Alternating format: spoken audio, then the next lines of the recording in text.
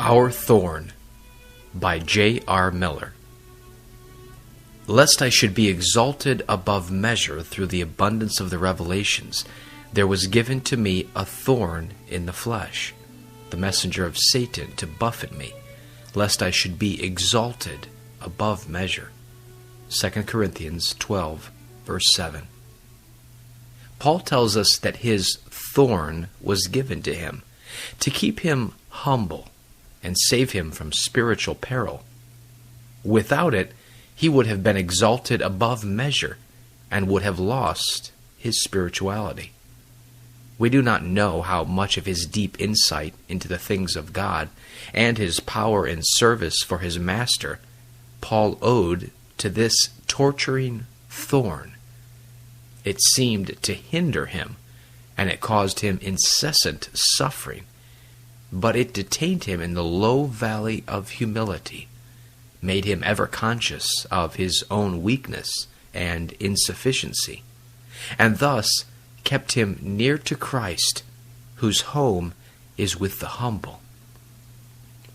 There are few people who have not some thorn rankling in their flesh.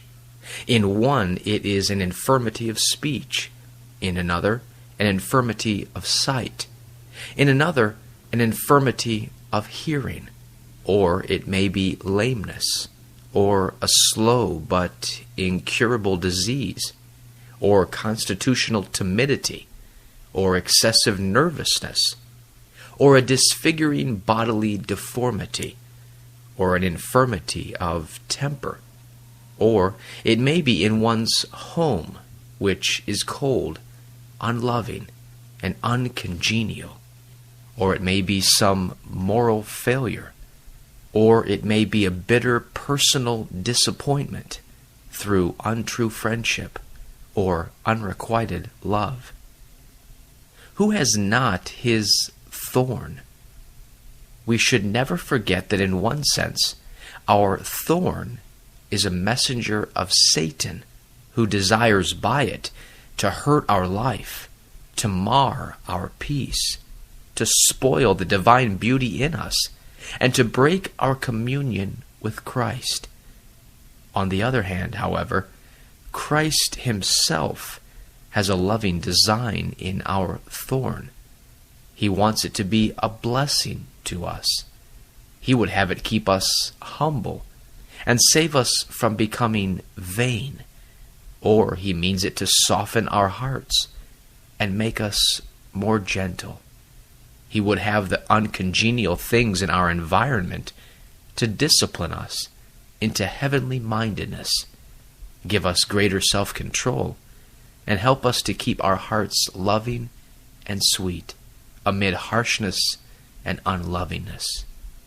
He would have our pain teach us endurance and patience, and our sorrow and loss teach us faith.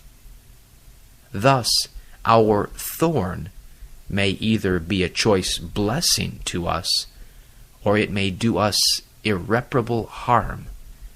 If we allow it to fret us, if we chafe, resist, and complain, if we lose faith and lose heart, it will spoil our life.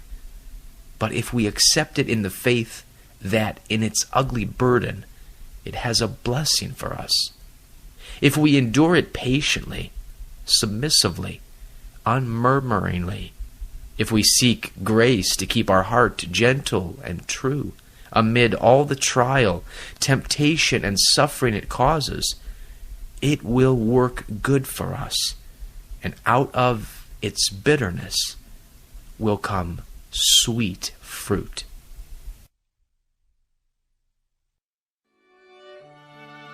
This Puritan devotional has been brought to you by Grace Gems, a treasury of ageless sovereign grace writings. Please visit our website at www.gracegems.org.